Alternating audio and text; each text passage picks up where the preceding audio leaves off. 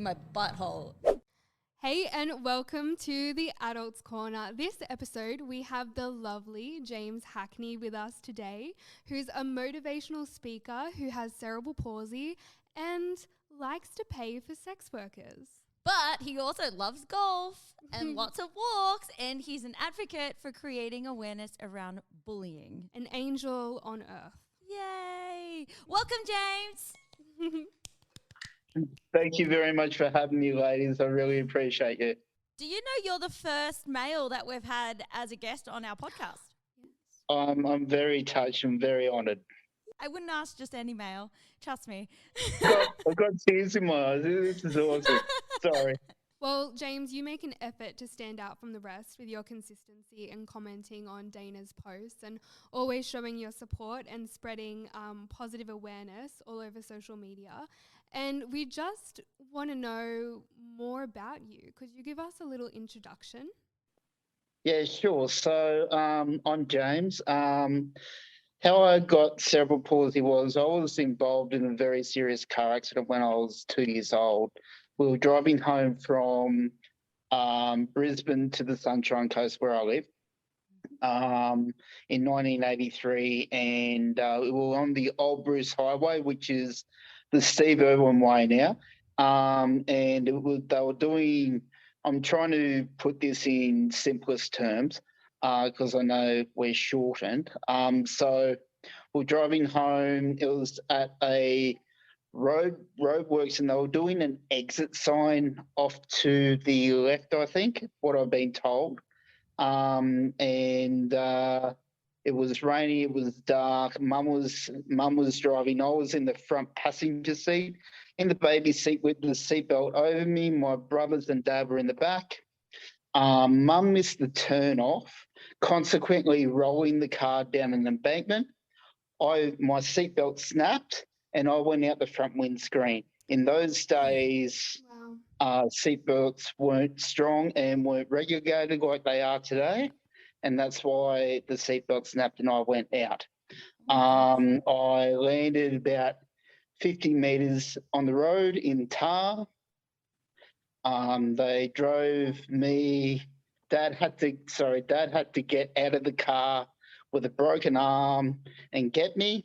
Went to Royal Brisbane Hospital, where I spent 3 weeks with my brother on life support because he had a collapsed lung, and my other brother was unhurt, just a few bruises. Basically, 3 weeks into being on life support, the doctors had to say to Mum and Dad, look, we're going to have to turn off the life support machine because it was very expensive in those days and still is today to keep going. They said their teary goodbyes. They turned off the life support machine. 1 minute later, I breathed. Wow. I had everything done: physiotherapy, occupational therapy, speech therapy, you name it. I've had it. My injuries are I've got a hole in my head that goes down to my ear, which is an open head wound. And that triggered off the paralysation down the left side of my body. So I can only wiggle my fingers on my right instead of my left. So this is as best as I can do on my left. And that's the same with my toes. So I'm blind in my left eye by 70%, lost all my peripheral vision, so I can't drive a car. That's fine because I get all my mates to drive me around, so awesome. You're chauffeured. Yeah, always looking at the positives. I love it. Yeah, so positive. Yeah, bugger him. I'll just throw on petrol money. You drive me. Yeah. Nice. My spine is curved, so I walk with a limp, and I'm what they call hemiplegic. You know what paraplegic is and quadriplegic is? Yeah. Well, I'm hemiplegic, so I'm paralysed down one side of my body. Mm-hmm. So, and with the brain injury that I have came cerebral palsy. Now, cerebral palsy is a muscle deficiency, and which people, mine's mild. You can get some really severe cases where people in wheelchairs that can't breathe properly, have a lot of dribble come out of their mouths, and all of that sort of stuff need 24-hour care. I don't need that. I live on my own. I bought my own little unit on the beach, so I'm very blessed with that. But in saying that, I still have people drop by. I still need help. Like I can't,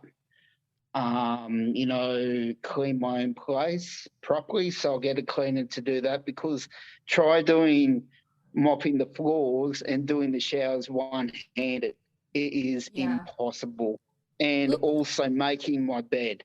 I'm not gonna lie, I'm a very bad cleaner, so And you can use both hands. and I can use both of them. I'm just really bad. Like I'm telling you now, you wouldn't want me to come clean your house. You'd be like, "Fuck off, I can do it myself." So good, so good. That's basically the short of the long of it. There's a whole heap I could go through, but it'll take the whole podcast just to go through absolutely everything. So that I've tried to shorten it a little bit for you. So I think you've summed it up really well. Like you explain things like very so concisely. Yeah, it's just so easy to understand, and you're just so positive about everything as well, and you just like radiate like brightness and sunshine. I don't know, because I can see you. It's not just the light shining behind your head, but Yeah. no, Your it's my energy. aura. It's my aura. Yeah. No, joking. Yeah, you work on your aura regularly. I try mine too, but it just doesn't stay golden. Too many sins.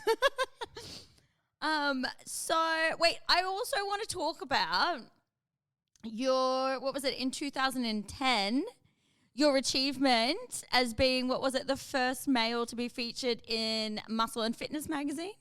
First person with a disability in the world. Yeah, first person with disability. Sorry, yes.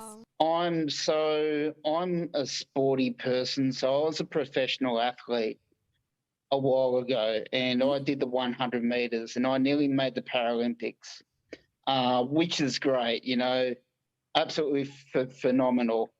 But I was a very different person back then. I was full of ego. My head was big, and with 100-meter runners, that's what we are. Very egotistical wankers. I thought you were going to say just big heads. I was like, just run with your head.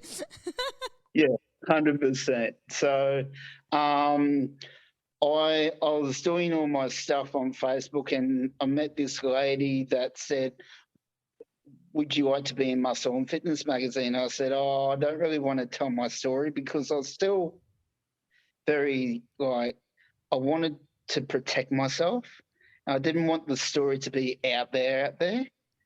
And I thought about it, I spoke to my parents about it, and said, "Well, just do it." So okay, no worries. So back in 2009, I got introduced to the editor of Muscle and Fitness magazine, Australia and Great Britain, and she did the interview, and it took a year for that to come out. So it was a 4-page spread in Muscle and Fitness magazine, which no one gets, especially for an athlete with a disability in a bodybuilding magazine. And I was a runner, you got to remember. So no one's done that. So I'm so fortunate to do that. But in saying that, my ego was out of control. I was out of control. I was a very hard person to get along with, because there were 3 main things back then that happened. So I got nominated for the National Disability Awards 5 times, and it was the 3rd time that I got nominated. I just made my 3rd Queensland team to go to the Commonwealth Games trials in Perth, and I also dabbled in discus as well. So I did discus, and that was 4 discus, so that was great. And there was one other thing, and the magazine came out. So those 3 things. So of course my head exploded, and I had a very special friend of mine, which still is my friend to this day. shirt front of me, and she said, "James, you need to settle down." Pull your head in, mate. Listen here, CUNT, right? Listen here. You are damaging our friendship. You are being an imbecile to a lot of people. You're very hard to get along with because your ego is out of control. If you don't stop this, I'm out. And she was that important to me. Even back then, I just went, "Oh, shit, I'm so sorry. I didn't mean it. I'm so, so sorry." So out went the ego, but it took a couple of years to get back to having no ego when I was a teenager. You know, I felt like today, and I still am for a lot of years now, still feel like I'm back when I'm 17, when I have no ego, where everything's above board, and I'm very transparent with everyone. So I love how transparent you are, because you did send me another podcast link that you featured on a while back, and we listened to that, and just how open, raw, and honest you were about that podcast. Really focused on, I guess, your sex life, which you said you're fine to talk about. We talk about our sex life all the time and other people's sex lives. But so welcome to our sexy club. Yeah. First guy member in our sexy club. Woo! Woo, James. What's your favorite mood, James? Yeah, what's your favorite sex position? Yeah. I hope I'm sexy enough for you. Oh, definitely, Of course. babe. What's your favorite sex position? Look, I started off liking doggy, but because I love hugs, Yeah. if a girl's on top and she comes on top of me, that way I can hug her. Yeah. That's a great position for me. Or if I'm on top of her, I can hug her Yeah. Oh, it's like physical because contact close and she can wrap her legs Connection. around me, so I feel safe Yeah. when we're having sex. Well, So I think that's the most that's a important big thing. Yeah, that's the most important thing, especially when you're having sex, is to feel secure and to feel safe so you can be vulnerable. Especially for a person with difference as well. If you don't feel safe, it makes the sex a very uneasy experience Yeah. for both parties that are having it. Yeah. If you Yeah. feel safe within the compounds of you having sex, fucking awesome, Yes. you know? That's what we Yeah. want. Do you have a particular strategy that you like to use with new sex workers that you're seeing to help you feel safe? So I haven't seen a new sex worker for about 18 months now. I've had the same one Nice. because she's a very beautiful person inside and out. And I haven't shied away from her, and Yeah. I'm very comfortable with her. How regularly would you see her? Once a month. Nice. Oh, that's good. That's good. That's solid. That's more than I get laid. I try and see her once a month, but when we first started out, I was seeing her like once a week. I was like, "You got to chill out, James. Just chill the fuck out." She has an addictive pussy, does she? I've got to let my penis pussy, rest. Jesus, yeah. you know. I can't find an addictive dick these days. You have sex more than me. Everyone has sex more than me. Let's be honest. Chloe has sex enough for both of us. And Well, I've had sex. I've had sex with over 200 sex workers, and there have been some shockers. yeah, But on the most part, it's been amazing because I've said, look, I'm very honest and open when I say, look, I have this disability difference, and these are the sort of things that you as a sex worker are going to experience because I experience them all the time. yeah. These are my needs, and they come over, and we have the best sex ever. So, okay, so they come to your house because I think, did you used to go to venues? So, I used to go to them. but I feel safer if they come to me in my safe environment. Yeah. Yeah. It's definitely more comfortable as well. Yeah, way more relaxed. 100%, and I know my own bed, you know? Exactly. And you know the way. And you know the sheets are clean too. 100%. 100%. Yep. I know the angles I look good in my bedroom too. Especially when the light hits, bent over the bed, boop, salt lamp behind me. Yeah, shines beautiful light, you know. So I want you to tell me about your first time that you ever had sex. Yeah, and how old were you? I was 20 years old, and what happened was I had a mate. I used to live in Sydney for about 4 years. So I'm actually from the Sunshine Coast. But I went down to Sydney with my parents for life experience, and I had this friend, and I was coming back to the Sunshine Coast to visit my friends. And I said to him, listen, mate, I really want to lose my virginity because I don't want to go back to the Sunshine Coast and visit my friends a virgin. Can you help me out? He said, of course I can. So we went to a high-class brothel in Sydney called the Gateway Club, which is in Leichhardt along Parramatta Road. Basically, we turned up there, and the girls, in this scenario, it was a bar scenario. So the girls stood around the bar and they came over one by one. They gave you a free drink. He had a beer and I had a Coke. And they came over one by one, and you could tell if they were nice enough or whether they were a bit shonky. Yeah. But all these women in there were high class, so there wasn't a shonky one at all. It was just came off the feel of it. And because I love my blondes, this really beautiful blonde called Pamela, what a blonde's name. Yeah. You know, what a stage name. Good old Pammy. Did she have big knockers? No, they were normal. They were normal. They weren't big. They weren't fake or anything like that. She didn't have any work done. They were just normal boobs. Just natural nice So she came over and I said to Tony, look, mate, I would love to spend time with her. And he goes, no worries. So he went over to Pamela, told her to come over, obviously said, look after him, he's a virgin. Yeah. And so she came over and said, are you ready to go? I said, of course, absolutely. So we went upstairs.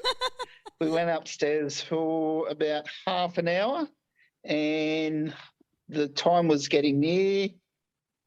She had a fantastic figure, and I hadn't ejaculated yet. And she said, look, the time's getting near. What would you like to do? I said, can I extend?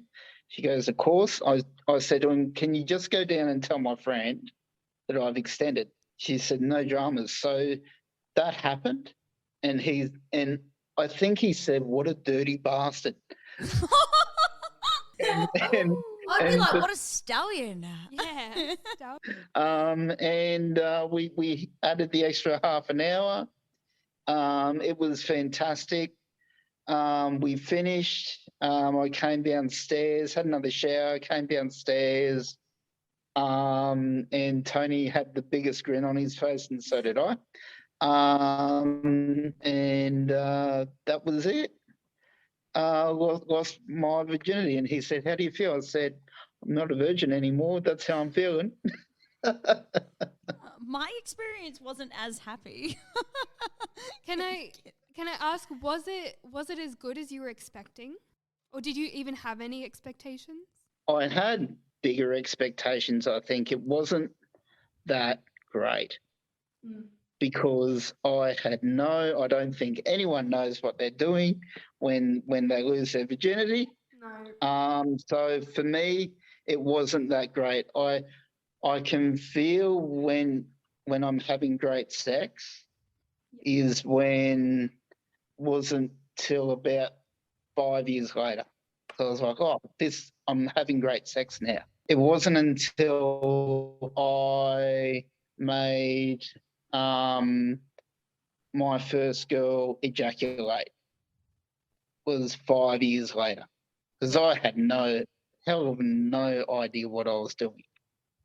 Practice makes perfect. Would you say now that you prefer to have a connection with someone rather than just meeting someone one off? If you don't have that connection with whoever it is, it leads to bad sex. It leads to a bad experience. Therefore, you're not getting your money's worth. Yeah. Yeah. So if you have that connection, which I have with the woman that I'm seeing at the moment, Yeah. I have great sex with her. We have a fantastic time. Therefore, I'm getting my money's worth. Yeah. You know? Have you dated? I have never had a girlfriend because women on the Sunshine Coast and women I'm not talking about you two No, at you all. can say it. I'm open. but in my experience, women don't look at people with disabilities like they look at people who have able bodies, because they are frightened of what it could do to the whole scheme of things. They will get looked down upon. They will get, oh, you had a sex with a person with a disability, because it's frowned upon. It's taboo. You can't have sex with a person with a disability. Well, in actual fact, it can be the greatest sex of your life if you do, because it's different. Yeah. It's different in every aspect. It's different emotionally. It's different physically, obviously. It's different body parts. Sometimes you can't use other body parts, and that can be kinky. Have you wanted to have kids though? Look, because I was a professional athlete, all I cared about was myself, and having kids would have got in the road of that. I now look at it like, no, I don't want kids, because I have a niece. I have 3 nephews. They're my kids. Yeah. They're my brother's kids and also my kids. Yeah. And that's a big thing. And I said to mum and dad a few years ago, I said, I feel like I'm letting you down by not having kids. And they said, no, James, you're not. They said, you are unable to look after yourself properly. How are you going to look after a child? It's a very selfish thing to bring a child into the world where you cannot look after yourself properly. How are you going to look after that person properly? Because it's a big burden, it's a big expense as well on everyone. Not just the mum and dad, not just myself, but on everybody. They have to chip in as well. And that's what people don't see. Oh, let's have kids, this will be great.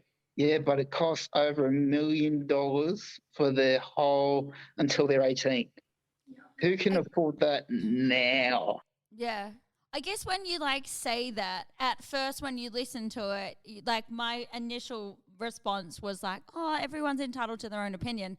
But my point of view, I don't know what it's like to live day in, day out as you. So therefore my perception and idea can be completely different and warped because I don't have a complete understanding. So I just wanted to say that because I feel like it could be taken out of context or the wrong way. Yeah, that's all right. That's to people fine. listening, because it completely comes down to personal choice. Yeah. I deeply respect how sensible you are being at that notion that you say you can't look after yourself completely. So why would you want to bring another life into the world when you're living in that circumstance? And I feel like so many people have children that they can't look after completely and then are neglected and then have to grow up in feeling like they're a burden.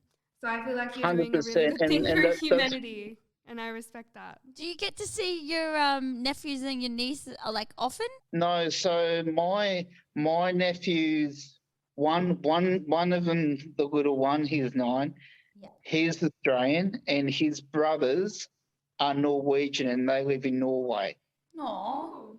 I'm sure you FaceTime regularly. Yeah. So I always text them on Messenger and say, "Oi, you're looking ugly." No. Oi, mate. How to get Norway? a response? Yeah, looking shabby today, mate. They are gorgeous looking young men. So I've got to bring them down a peg. Just bring them back. Knock their ego back. I don't see my niece that often either, but she's 25 now and she's got 2 kids of her own, so I hardly see her. So, but I love them 100% equally anyway, and they know where I am if they ever need me. Yeah. For a laugh, because I love to laugh with them, and you know that's my thing. And you know I'm deeply in love with my niece and nephews. So Oh, that's sweet. Let's go back and talk about more of your achievements. I remember reading back in 2016, I believe in August. We tried to work that out today. Yeah, you organized a walk of determination to create awareness around bullying, and I'd love to hear more about that. the story is this. So I was getting picked on by a 60-year-old man that should have known better, because I went for my walks every day and he'd see me on his bike, and every day he'd see me and say, "Oh, walk faster, every day for about 6 weeks. Firstly, he's a cyclist. Long pause. He was a surfer. He was going to check the surf every morning. Yeah. And apparently I went to school with his son, whoever he is, I don't give a shit. But so for 6 whole weeks he would say that, and I got the shits. I said, "Stop it, just fucking stop it, mate."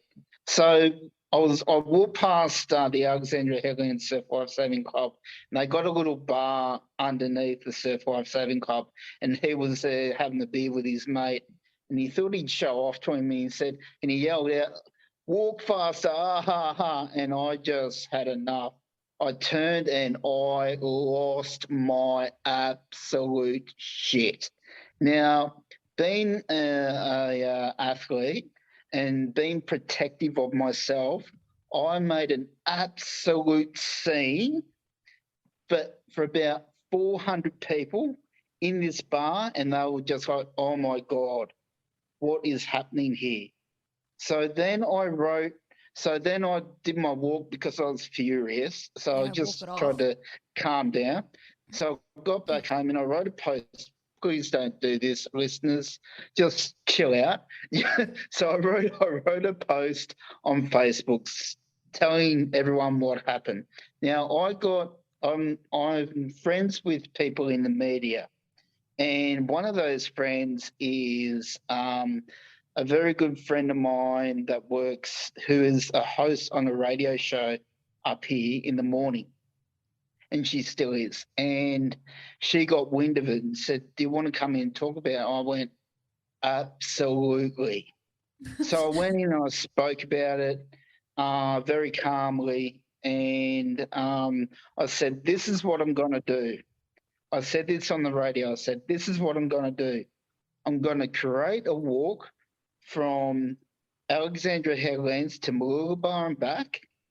I'm going to call it the Walk of Determination, and we're going to walk from that distance and back to show this person and to show every other person who has difference, who is get put shit on all the time, that you can't do this to us anymore. We're going to stand here, we're going to walk, we're going to live life because we're human too, and we all go to the toilet.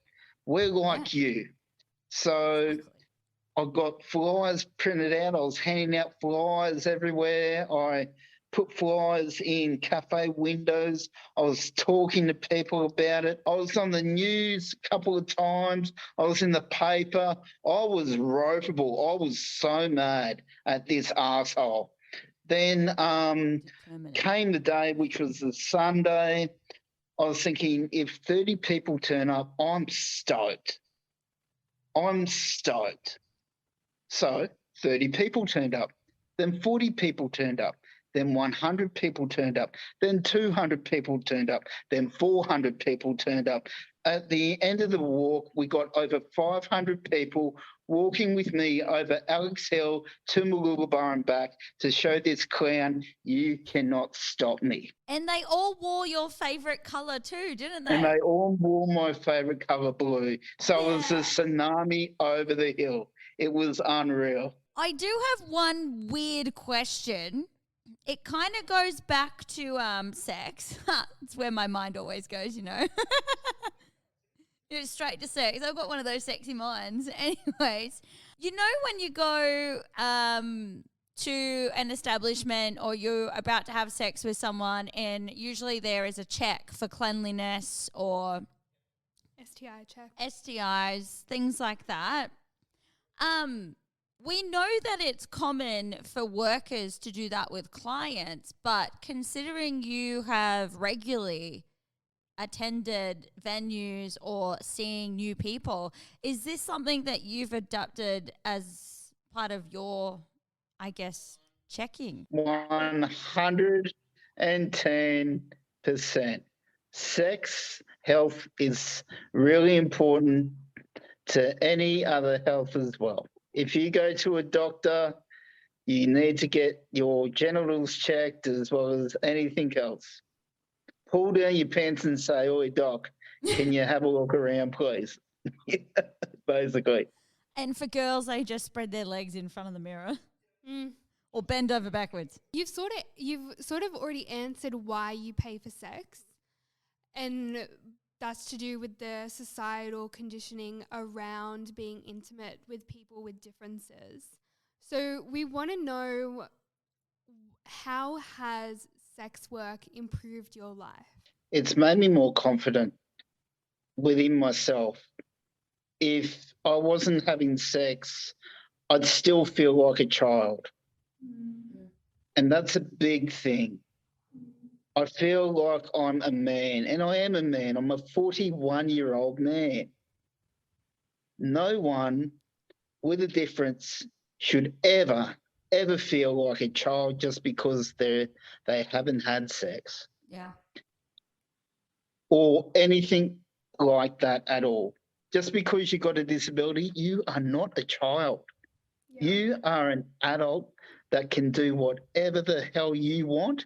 Just communicate and make sure and try to put yourselves in a position where people can help you out and not have the people dictate because they're feeling sorry for themselves. Oh no, you got to feel sorry for yourself too. You can't have this. Yeah. No. Because you're an adult, you can do whatever you like. And I think it's important for the general public to realize that people with differences do have these sexual desires. And it's like a fundamental... We're all human.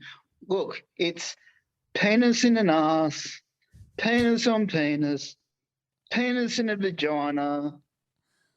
There's no penis in an ass over here, all right? It's got to make that clear. Nothing goes in my butt.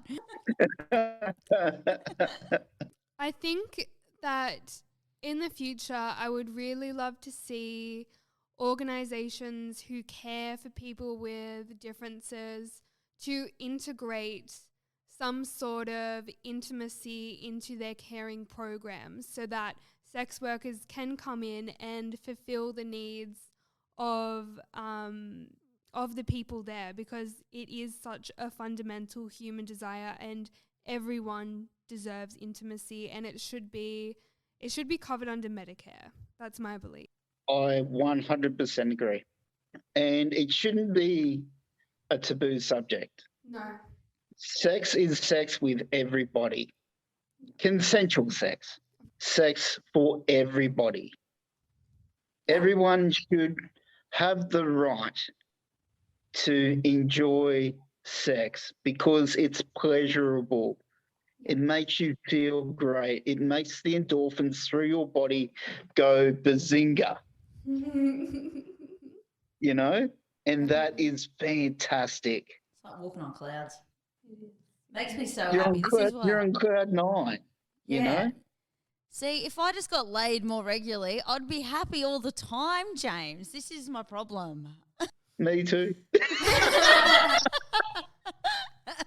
I did ask Chloe earlier today because Chloe has worked in establishments, and I did ask if she had actually seen anybody with differences prior, and Chloe said she had.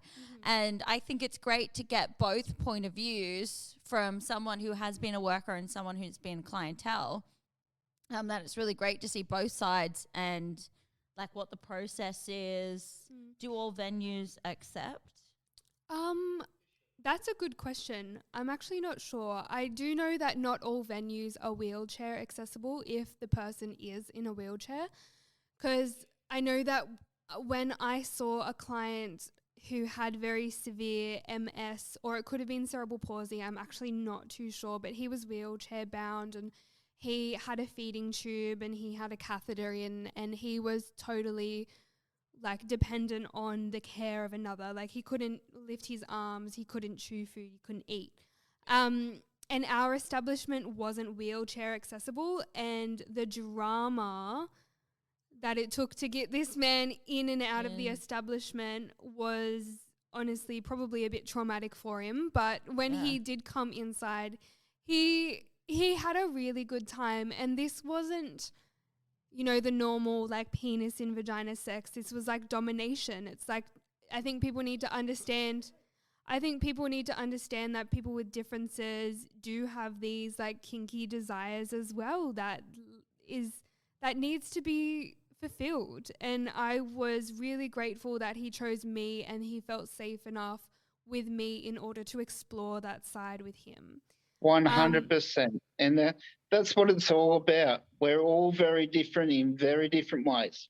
Mm-hmm. Do you have any kinks or fetishes, James? Huh? You hiding in the closet over there? I do have a kink.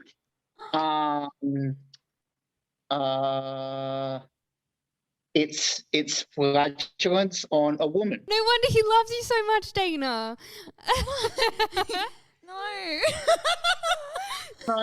Please let me explain. So please. No, explain. Chloe's just taking the piss at me. I'm excited. No, it's the noise. It's not the smell. It's the noise that I get off on. So thank you so much for sharing that with us. No one knows that, and that was a very big. Everyone's going to know that now, but that was a big thing for me to say. So definitely. Only my circle of trust know that. So. Oh well, I appreciate you opening up. I'm very transparent. So. Yeah. No, we did have a text message from someone saying that Bengals, they couldn't work out why they had a kink around colourful bangles. So that was what we kind of got today. So to go from Bengals to that, I was like, oh, it's one end or the other. Yeah. So it started for me when I was young. Yeah. And I didn't understand it. It was when a really gorgeous woman let one rip. Oh, mate, I do them all the time. Yeah. I'll have to make you a voice recording. In my head, I'm like, women fart? Yeah. This is great. Yeah. So it happened to me when I was 8 years old, and I didn't understand it until I was like 17. There is so much controversy when you're young about women farting and pooping. I know that, and I did not admit that I pooped or farted until I was 19. Until she started working with me, and I just poop and fart all the time. She's like, holy shit. No, I just got a boyfriend at that stage, and I was like, well, I can't fucking hide it forever. He's going to hear me fart or smell my poo like sometime. There's nothing worse than holding a fart in. It's so painful. Oh, I hate that. Mate. It's awful. Like if you've ever stayed over at anyone's house and then the next morning or even like that night if you leave, or if you've got someone at your house when they leave and then you're like... Finally relax and let it all out. And the feeling after, it's like, oh, thank fuck for that. Yeah. 100%. 100%. Do you have any questions that you would like to ask us? Yeah. I haven't thought that far ahead. Don't worry, I never usually do either. Just been having a chat, and that's. I know a lot about you, Dana, from what you've been posting, but I don't know you personally. I know that you have a beautiful grandmother that's gorgeous. Oh yeah. And I see her, and she's a cracker. Yeah, she's a funny one. She And loves and a gin. I know you have a gorgeous sister that was into self-life saving. Yeah, Jules. So I don't know if she still is or not. And I know you got gorgeous George. I go this far back with you, Dana. When I followed you, I remember the first time you were trying to get money for his first ever surgery. Oh, mate. That's how far back I go with you. Yeah, because I when I got George, I had him for a week and he was just nonstop vomiting, not holding food down. And then I took him to the vets, and this was around Christmas time. And they had to do surgery worth 12.5 grand on him. And I had just got him. He was a week. Like, I only had him for a week. And that was at Christmas. That's like your most earnings with waitressing at the time. So I think I made maybe around 20 or 25 grand in the month of December. And I was like, pretty much all my money had to go on vet bills. Yeah. And towards that, because George is a very expensive dog. My nudes have literally paid for George to stay alive. Yeah, 100%. Like 100%. Yeah, I think I've spent like at least 80 grand or something saving that dog's life. He's a cat. He's got 9 lives. I'm telling you. Getting back onto the topic of sex workers as well. Mhm. There is a big misconception of sex workers have to go into sex work because they are in a troublesome situation, where that is totally wrong. Yep. Some girls just like sex. Yep. It's so true. I used to work with girls in establishments who were studying to be doctors and lawyers. Yeah, 100%. Like The girl that I've been seeing for the past 18 months put herself through uni to be a lawyer, and she was a lawyer, and she's still been doing it. And now she not a lawyer anymore. She works for the body shop. So she got me all this cologne as well. So Aw. fantastic. Oh, she gives you gifts. That's so sweet. How sweet. She's a sweetie. So, Aw. but yeah, that's the biggest misconception out there that I 100%. know of. Yeah. That girls are in trouble and they need to get out of their situation by doing sex work. Yeah. Unfortunately, that's true in some cases, but not all the time. Well, we pretty much, that's all our questions we had, and we need to wrap it up because Nikki keeps doing this to us. Sorry to your beautiful producer. Yeah, but it was so good that you could join us on today's episode, and you've shared so much insightful information, and it's really admirable to see how far you've come and what you've achieved in your life and just how positive and determined you are. It's really great. So thank you for sharing everything with us. Yeah, thank you for being so open and honest. Well, thank you very much. I'm always open and honest with you people, and Dana, I feel like I know you, and I feel like that I've just grown 2 beautiful new friends. So I'm so touched, and please let's keep in touch, because this has meant the absolute world to me to be the first male on your show. So I would really appreciate if we could keep in contact. That'll be wonderful. Yeah, 100%. All right, well, thank you so much, James, and we wish you all the best. And I'll talk to you both very soon. Thank you so much. I appreciate you. Thank you. Bye, James. Bye-bye.